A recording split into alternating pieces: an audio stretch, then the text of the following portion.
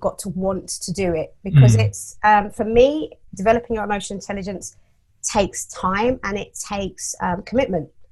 So if you're kind of half-hearted about it, I don't think it will really work. You know, some people are natural at being aware of their own emotional intelligence. Some people just, it just flows easily. But if it's something that's new to you, how do you take the first step? So the first thing is, you've got to want to do it.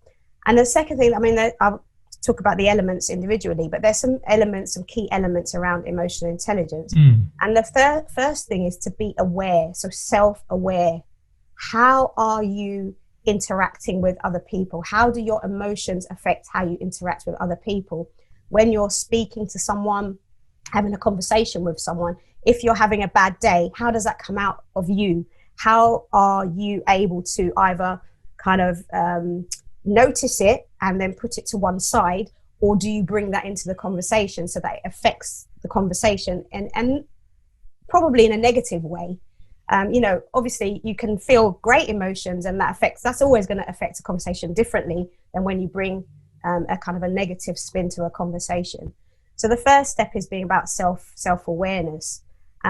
And then once you start becoming aware, I mean, that takes some time. Like, do people gravitate towards you, or do they see you coming and go in the opposite direction? So you have to be quite honest with yourself as well, because a lot of people don't want to know that, well, actually, I'm not really a particularly good person to be around when I'm not in a good mood. Nobody really wants to admit that, but you have to be very honest. So self-awareness and honesty, that's the first step. And I can cover some more of the individual elements.